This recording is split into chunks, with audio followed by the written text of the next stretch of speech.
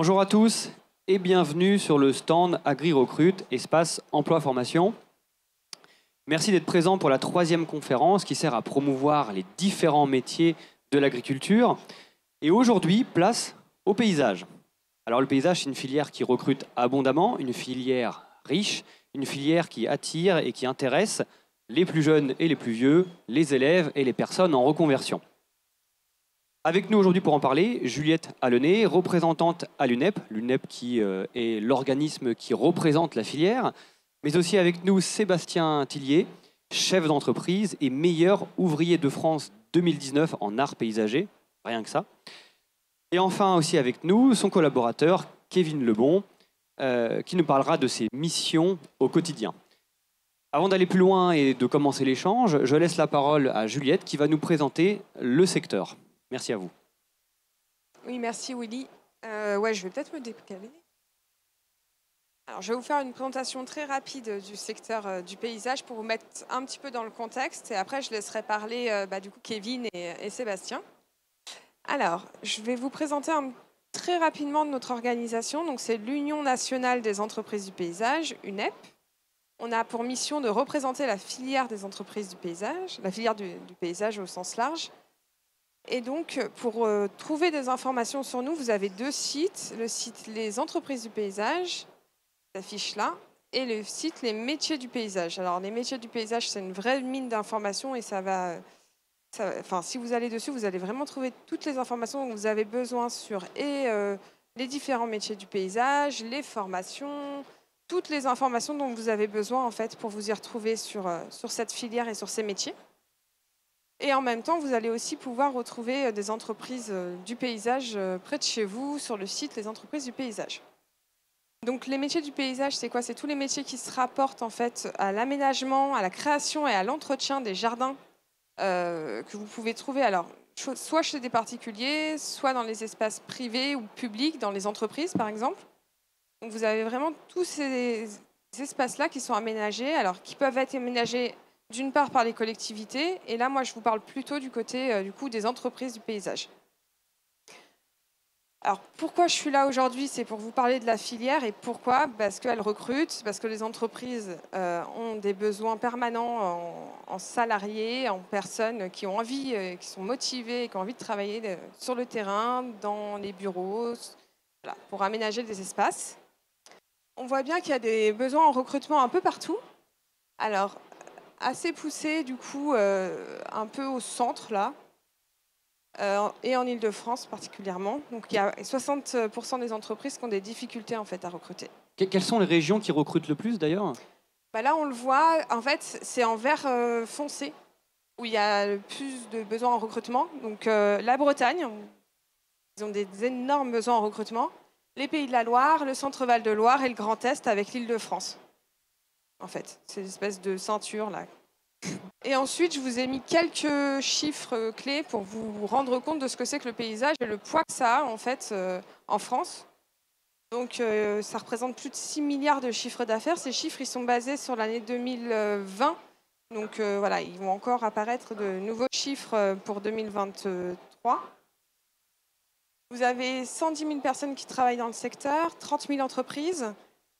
Mais en moyenne, ce sont des petites structures. Donc, on a à peu près 2,7 salariés par entreprise. Donc, on voit bien que c'est quand même des petites entreprises du paysage. Alors, ces problématiques de recrutement, ça représente le problème numéro 1 pour les entreprises du paysage en moyenne. Elles ont vraiment des grosses difficultés et à recruter et puis après à fidéliser les salariés.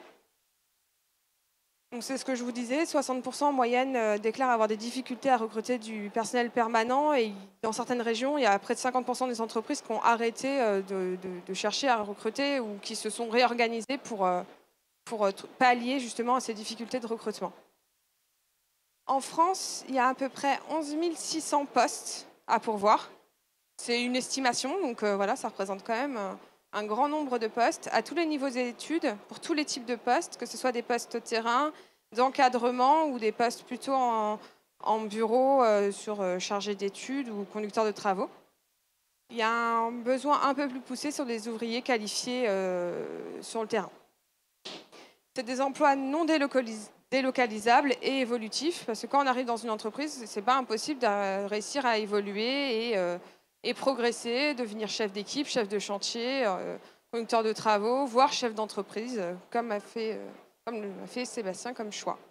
Et enfin, je vais vous parler un petit peu des différentes activités qu'on retrouve dans le paysage, parce que c'est quand même très vaste. On va avoir toutes les activités de création, d'entretien d'espaces verts. Et en fait, dans la création, on va avoir tout ce qui est maçonnerie paysagère, donc création de clôtures, de murets. On va avoir aussi tout ce qui est bassin, piscine, élagage aussi. Vraiment, là, vous avez un panel d'activités, paysagisme d'intérieur. Il y en a qui sont plus ou moins répandus, c'est plus ou moins des marchés de niche. Et voilà, donc vous trouvez toutes ces activités-là potentiellement dans les entreprises du paysage. Simplement pour que vous ayez en tête un petit peu ce que ça peut représenter, je pense que vous les avez vus, mais voilà, quelques utilisations de matériel d'entretien, de la création de jardins, plutôt chez des particuliers. Et on voit, on peut utiliser du matériel assez gros, comme des mini-pelles. Et enfin, une activité un peu spécifique que je voulais quand même présenter, parce que là, pour le coup, il y a vraiment des besoins aussi en recrutement, c'est l'élagage, avec toute la particularité liée à la sécurité, qui est quand même très importante à prendre en compte dans ces métiers-là. Et je laisse la parole, du coup, à Willy. Eh bien, merci beaucoup. Comme vous le voyez, une filière très riche, une filière qui recrute beaucoup, qui a d'ailleurs du mal à recruter. Donc, pour plus d'informations, rendez-vous sur les sites l'UNEP. Lesentreprises-du-paysage.fr. Entreprises-du-paysage.fr. Ou lesmétiers-du-paysage.fr. J'imagine que dessus, on trouvera toutes les offres à pourvoir. Merci d'avoir écouté Juliette. Si tu veux te rasseoir. Et aujourd'hui, avec nous, quoi de mieux qu'un exemple très concret, et surtout quand c'est un meilleur ouvrier de France, donc avec Sébastien Tillier.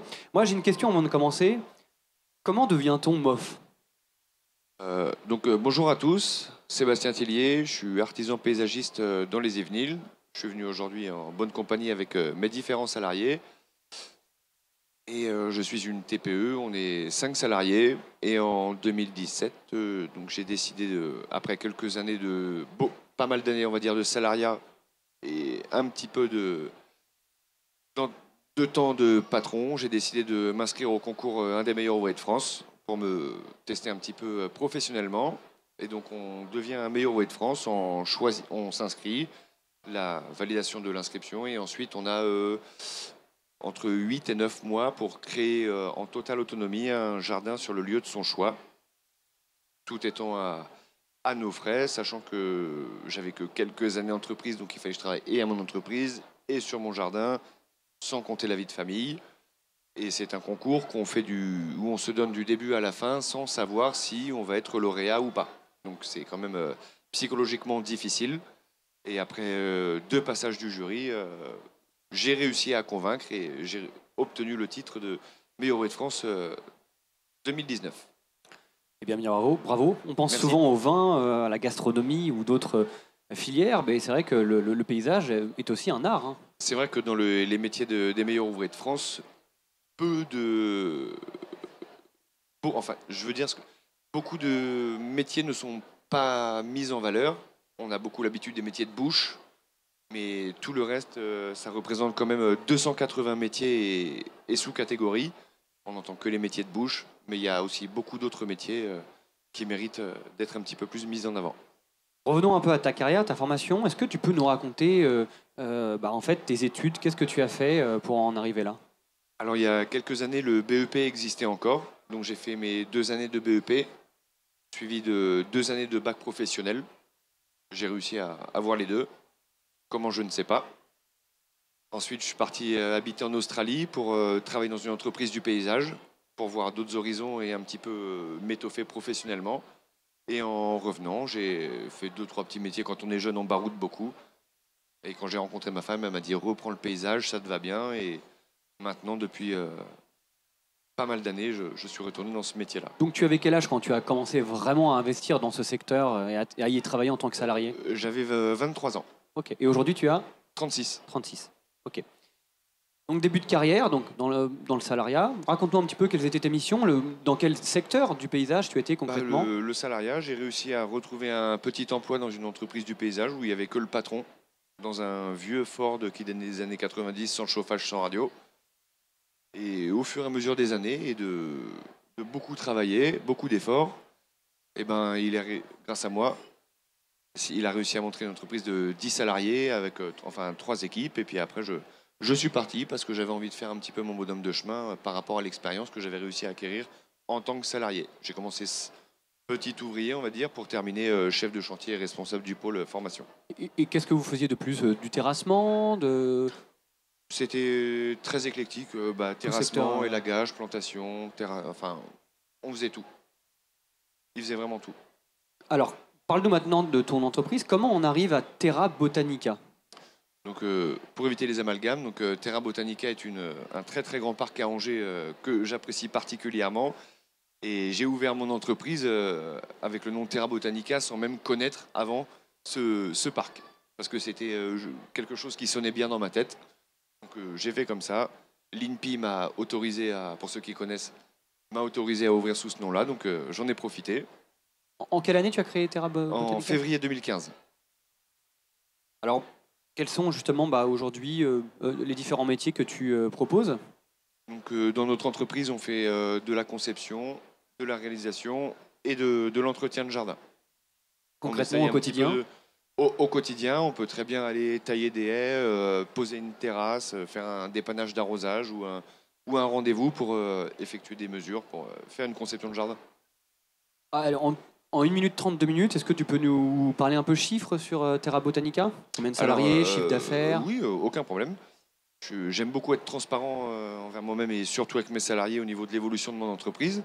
Donc en 2015, je crois que j'avais fait 30 000 euros de chiffre pour maintenant en 2022 arriver à presque 300 000 euros. Donc pour un petit bonhomme comme moi tout seul à gérer 2-3 c'est plutôt pas mal. Et j'ai commencé seul. Ensuite, Kevin est arrivé en reconversion professionnelle au lycée justement où j'avais fait mon chantier MOF. Donc j'ai commencé par un apprenti qui est resté 4 ans, puis un deuxième apprenti, un troisième apprenti, et ensuite la dernière arrivée en date étant Victoria. Donc j'ai toujours privilégié au sein de mon entreprise les passages par l'apprentissage pour ensuite être salarié, ce qui me permet de les former un petit peu, je vais pas dire à mon image, mais de bien les connaître et qu'ils me connaissent bien, qui fait que quand ils s'absentent ou quand je m'absente, je peux partir très nettement les yeux fermés avec eux. Donc profil recherché assez jeune. Kevin motivé. avait 18 ans. Kevin avait 18 ans. Renaud, qui n'est pas là en accident de travail, malheureusement, à cause d'un problème, il a commencé à 35 ans. Il était en reconversion professionnelle. Peu importe l'âge, en fait. Et quelles sont les perspectives d'avenir aujourd'hui? C'est quoi l'enjeu de ton entreprise? J'aimerais rester très petit parce que j'aime les ambiances familiales et tout le monde se connaît. Je ne veux pas arriver à 40 salariés où après on devient vraiment gestionnaire et on perd le métier de jardinier paysagiste. Écoute, merci beaucoup. Avec plaisir. On va donner la parole maintenant à ton collaborateur, Kevin Lebon. Est-ce que tu peux te présenter en 30 secondes? Bonjour, moi c'est Kevin Lebon, je suis collaborateur de Sébastien Tillier, donc salarié. Et du coup, j'ai fait 4 ans d'apprentissage dans sa boîte et maintenant je suis en CDI actuellement au sein de Terra Botanica. Parle-nous justement de ta formation. Qu'est-ce que tu as appris? Où c'était? Quel était le nom du brevet ou du diplôme? Alors j'ai commencé avec un BPA, brevet professionnel agricole, dans les Yvelines avec Sébastien. Puis j'ai fait 2 ans de BP, un bac pro, pour finir. Et maintenant je suis salarié chez lui. Raconte-nous maintenant aujourd'hui ton métier au quotidien. Aujourd'hui, on est mené à savoir gérer une équipe, savoir mener une semaine tout seul ou à 2, voire 3, d'entretien, voire même d'une semaine de création, savoir être autonome. Alors, est-ce que toi, particulièrement, tu vas chercher de nouveaux clients? Moi, particulièrement, non. Il y a plus la place à Sébastien ou alors Alexis, qui gère plus ce domaine-là. Raconte-nous une semaine type d'ailleurs. En hiver, allez, en hiver. En hiver, c'est plutôt calme. Il y a moins de taille, tout ça. Donc on embellit les jardins avec de la reformation de massifs, Mais c'est plutôt calme l'hiver, donc si on dit printemps, on va faire tout ce qui est tonte, taille, dans les jardins. Ça pousse partout. Exactement. Ok, du coup, la période qui te plaît le plus? Il n'y en a pas une, il n'y en a pas. Parce que chaque période change. Enfin, c'est pas une routine. On a 4 saisons, donc les 4 saisons sont différentes, que ce soit hiver, printemps, été ou automne. C'est ça que j'aime dans ce métier, c'est qu'il n'y a pas de routine. Ouais, du coup, pour finir, pourquoi le paysage? Pourquoi le paysage? Avant d'être paysagiste, j'ai fait 2 ans de formation en pâtisserie. Et tout simplement cette routine, j'ai voulu casser cette routine. Et vu que j'aimais beaucoup travailler dans les jardins et travailler chez mes grands-parents étant plus jeune, je me suis dit pourquoi pas ce métier-là. Et depuis que j'ai découvert ce métier, j'ai adoré et j'ai continué. Et quel a été le déclic, du coup, pour faire cette reconversion? Il y en a une, mais c'est quand je suis arrivé à la fin de ma formation de pâtisserie, je me suis dit c'est un métier, un beau métier la pâtisserie, mais je me suis dit je me vois pas toute ma vie dedans, à être dans la routine, tout le temps savoir ce que j'allais faire le jour même, alors que dans ce métier-là, chaque jour est différent. Il y a 4 saisons, chaque saison est différente, donc il y a toujours du nouveau, même si ça se fait, enfin, ça se répète un petit peu, mais c'est toujours chaque jardin est différent, etc. Encore une reconversion, on a la chance, à la fois dans les conférences ou quand on se promène dans le salon et les différents halls, de rencontrer à 80% toujours des personnes issues de reconversion. Donc comme quoi c'est faisable et c'est possible. Moi-même, j'en ai fait une dans le vin. Et merci beaucoup en tout cas d'avoir participé à cette conférence. Merci Sébastien, merci Kevin, merci Juliette.